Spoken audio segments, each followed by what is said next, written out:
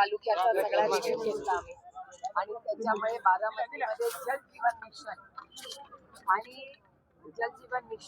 आणि smart meter बद्दल प्रचंड अस्वस्थता आहे आणि अनेक काही कामं लोकांची म्हणणे की दादा असताना अनेक कामं जी ऑटो पायलट मध्ये होती त्यातला काही निधी दादा गेल्यानंतर त्या वेगाने येत नाहीये अशा लोकांची काही भावना होती. त्याच्यामुळे महाराष्ट्र सरकारकडे त्याचा एक फॉलोअप आणि स्मार्ट मीटर बद्दल वाढणारी अस्वस्थता त्याच्याबद्दल माझं स्वतः कलेक्टरांशी बोलणं झालं आणि त्याचबरोबर काल इंदापूरमध्ये ही गोष्ट माझ्या कानावर आली आणि आज बारामतीतही पोलीस यंत्रणा किंवा क्राईम वाढलाय अशी एक भावना या लोकांच्या मनात आली. त्यामुळे ह्याचाही एक SP आणि पोलीस प्रशासनाकडे फॉलोअप, जल जीवन मिशन JJMची कामं जी अर्धवट राहिली ती पूर्ण करण्याचा फॉलोअप आणि स्मार्ट मीटर बद्दल असणारी अस्वस्थता या तिन्हीचा रिव्ह्यू आम्ही घेणार आहोत आणि त्याच्या एक आठवड्याभरात या सगळ्याची उत्तरं महाराष्ट्र सरकारकडे मागू. सामान्य कष्ट करणाऱ्या टॅक्स भरणाऱ्या बारामतीकराला न्याय कसा मिळेल याच्यात आम्ही जातीने सगळे लक्ष घालतो. कर्जमाफी लांबणीवर पडली असं पुन्हा एकदा ही फसवी कर्जमाफी आहे हे दिसतच आहे. तुमच्या सगळ्या चॅनलवर तारीख पे तारीख येते सरकारकडून आणि ठोस काही महाराष्ट्र सरकारकडून येईना. त्याच्यामुळे पुन्हा एकदा काळ्या मातीशी इमान राखणाऱ्या शेतकरी, तुमचा आणि माझा अन्नधान्याचा प्रश्न सोडवणाऱ्या शेतकऱ्याचं कंबरड मोडण्याचं पाप या सरकारकडून होतंय हे तुम्हालाच तुमच्या चॅनलवरच दिसतं. नाही, मनसेचे संदीप देशपांडे म्हणतायत की मिसिंग लिंकचा जो प्रश्न आहे तो त्याला जबाबदार नेहरू आहेत आणि ज्यांचा अडचण होत आहे तर त्यांनी पाकिस्तानमध्ये जावं असं वक्तव्य त्यांनी केलं. मी काय ऐकलेलं नाही, वक्तव्यच ऐकलेलं. काय वाटतंय मिसिंग लिंक मध्ये जे मी कालच मागणी केली आहे, माननीय मुख्यमंत्र्यांनी मिसिंग लिंकची इन्क्वायरी लावली पाहिजे. महाराष्ट्राच्या मायबाप जनतेला कळलं पाहिजे की मिसिंग लिंकचा एवढा मोठा गाजावाजा करून उद्घाटन झालं पहिल्याच पावसामध्ये. त्यांचं म्हणणं होतं की एवढं डिझाईन टेक्निकली साऊंड आहे की काहीच तिथे होणार नाही आणि अशाच वेळीच पहिल्याच पावसात एवढं मोठी घटना झालेली आहे. 18 तास मिसिंग लिंक बंद होती. याचा अर्थ ही मोठीच गोष्ट आहे. त्याच्यामुळे याची इन्क्वायरी झाली पाहिजे. तिथले जे कोणी कॉन्ट्रॅक्टर असतील त्यांना उत्तर द्यावं लागेल. महाविकास आघाडीचं सरकार असताना पावसानं होणार नुकसान हे महाविकास आघाडीच्या सरकारच्या निष्काळजीपणा झाला असा आरोप असला. आता ज्यावेळेस भाजपच्या सरकारवर टीका किंवा महाविकास सरकारवर टीका करतात त्यावेळेस म्हणतात की दैवी घटना किंवा निसर्गाची घटना याच्यावरती विरोधी पक्षाने राजकारण करू नये. तुमच्या प्रश्नातच माझं उत्तर आहे ना. आणि महत्वाची गोष्ट, आता 12 वर्ष गल्लीपासून दिल्लीपर्यंत त्यांचं सरकार आहे. त्याच्यामुळे 70 वर्षाचे हिशोब विचारणाऱ्यांना आता 12 वर्षाचा हिशोब द्यावा लागेल. कारण का सगळीकडेच काही कसं का होईना घर फोडा, पक्ष फोडा असे उद्योग करून 12 वर्ष त्यांची सत्ता आहे ना, 1 दशक झालाय. त्याच्यामुळे आता काँग्रेसला आणि राष्ट्रवादीला नावं ठेवून प्रश्न सुटणार नाही. त्यांना जबाबदारी घ्यायला लागेल आणि मायबाप जनता हे उत्तर मागणारच आहे आणि मागतेच आहे. शरद पवारांची राष्ट्रवादी लवकरच सत्तेत सहभागी होईल अशी माहिती आहे. ही 12 वर्ष गोष्ट मी ऐकते. आजपासून पालख्यांचं प्रस्थान होतंय कसं काल पाहता पाऊस पण मोठ्या प्रमाणात आलाय. दोन्ही पालख्या येत आहेत त्याचा अर्थातच आपण स्वागतच करतो. आपला निष्ठा असलेली, प्रेम असणारा, आपल्याला आधार देणारा आपला प्रिय पांडुरंग या दोन्ही पालख्या अतिशय सुरक्षितपणे जाव्या.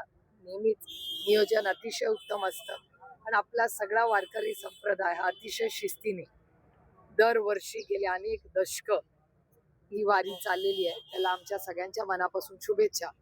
पण हे बोलताना मला जड अंतःकरणाने एकच गोष्ट म्हणावी लागते की आमच्या श्रद्धाचा जसा आमचा पांडुरंग आहे तसंच उज्जैन पासून अयोध्येपर्यंत ही आमची श्रद्धास्थान आहे. आणि ज्या प्रभू श्रीराम आपल्याला सगळ्यांनाच माहिती आहे ज्यांनी आपल्याला मर्यादा शिकवली. सुषमा जी नेहमी म्हणायच्या पार्लमेंटमध्ये, संसदेत, की मर्यादा पुरुषोत्तम राम, त्या मर्यादा पुरुषोत्तम रामाच्या मंदिरात जो भ्रष्टाचार झालेला आहे, हा गलिच्छ कारभार झालाय, त्याचा आम्ही जाहीर निषेध करतो. अहो, यांनी तर रामाला पण आमच्या प्रभू रामाला सोडलं नाही. तुम्ही विचार करा काय पद्धतीने किती गलिच्छ ही घटना आहे. काही गोविंदगिरी महाराज म्हणतात की जे तुम्ही सगळं भेट वस्तू दिलेल्या त्या सगळ्या सेफ आहेत आणि त्यांनी राम भक्ताच्या नावाने एक निवेदन काढलं, परंतु त्या महत्वाच्या लोकांवरती कुठले गुन्हे दाखल झालेले नाहीत. आणि जे तुम्ही दाखल झाले ते पैसे मोजणाऱ्यांवरती दाखल झाले. हे बघा, व्हिडिओ तर तुमच्याच चॅनलनी दाखवले, ते चॅनल माध्यमातूनच चॅनल मध्ये आले. ते पैसे चांदी काढताना मंदिरात हो, आणि ते पण प्रभू श्री रामाच्या, ज्याच्यासाठी भारतीय जनता पक्षाने एवढा संघर्ष केला. अटलजींनी संघर्ष केला, अडवाणीजींनी केला, सुषमाजींनी केला, अरुण जेटली साहेबांनी केला, आपल्या पुण्याच्या प्रकाश जावडेकर साहेबांनी केलं. पूर्ण भारतीय जनता पार्टीने कष्टातून संघर्षातून एवढं मंदिर बांधलं. त्या प्रभू श्री रामांनी ज्यांनी आपल्याला मर्यादा शिकवली, मर्यादा पुरुषोत्तम राम आहेत ते, त्या मर्यादा पुरुषोत्तम रामाला त्या मंदिरामध्ये जर भ्रष्टाचार होत असेल तर ह्याच्यावर काय बोलणार आपण? म्हणजे ज्यांनी आपल्याला संस्कार केले आपल्यावर, ते काँग्रेस राष्ट्रवादी भ्रष्टाचारी आहे, भारतीय जनता पक्ष म्हणत होती. मला आज भारतीय जनता पक्षाला विचारायचंय, तुम्ही प्रभू श्री रामाला पण सोडलं नाही. याचं उत्तर त्यांना द्यावं लागेल. आणि संसदेत मी इंडिया अलायन्सला विनंती करणार आहे की पहिली चर्चा 20 तारखेला होईल. त्या 2 विषय असतील, एक सरसकट फसवी जी कर्जमाफी केली ते, आणि प्रभू श्री रामाला जे फसवण्याचं पाप त्यांनी केलंय त्याचं उत्तर फक्त आपल्याला नाही, ज्यांना आस्था आहे, श्रद्धा आहे, आणि ते पण श्रद्धेचं स्थान अयोध्या ते पासून उज्जैन पर्यंत दोन्ही आमची श्रद्धेचं स्थान आहे. भ्रष्टाचाराने भरपटलेलं आहे. खूप दुर्दैव आहे. आम्हाला प्रचंड वेदना आणि दुःख होतं. जयंत पाटील आणि विनोद तावडेंची जी बैठक झाली यामध्ये असं कुठे झाली बैठक? या संदर्भात आम्हाला जयंतरावांची आणि मुंबईत. विनोद तावडेंची बैठक कुठे झाली? मुंबईत. मला नाही माहिती बैठक झालेली, तुमच्याचकडून यामध्ये ऐकते. अशी चर्चा झाली की मी विनोदजी आणि मी अनेक वेळा भेटलेलो आहे. आम्ही दोघं एका कमिटीत आहोत. जॉईंट पार्लमेंटरी कमिटी आहे कॉर्पोरेट लॉची. त्या कमिटीमध्ये मी आणि विनोदजी गेल्या महिन्याभरात 20 वेळा भेटलो असतो.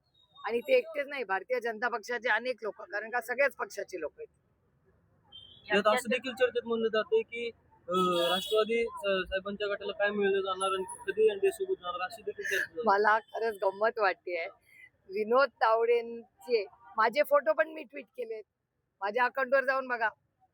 मागच्या आठवड्यात 2 दिवस सलग आम्ही दोघं जॉईंट पार्लमेंटरी कमिटीच्या मीटिंग मध्ये मी आणि विनोदजी होतो. दिल्लीत होतो. गेल्या महिन्याभरात आठवड्यातून 2 वेळा पूर्ण सकाळी 11 ते संध्याकाळी 5 विनोदजी आणि मी. आणि तेच नाही, निशिकांत दुबे पण असतात, भारतीय जनता पक्षाचा अध्यक्ष त्याच्यात आहे, अनुराग ठाकूर असतात, सगळेच असतात. किती अजून नावं सांगू तुम्हाला भारतीय जनता पक्षाची? काँग्रेसच्या सुद्धा असतात. येणाऱ्या कालावधीमध्ये राष्ट्रवादी काँग्रेस पार्टी शरदचंद्रजी पवार पक्ष सत्तेत दिसेल की कायम विरोधात असेल? आता कसं कायम कोणी विरोधात असतं काय? तुमची आमची- भूमिका काय असणार आहे? आमची भूमिका ही सर्वसामान्य मायबाप जनतेची सेवा करण्याची आहे.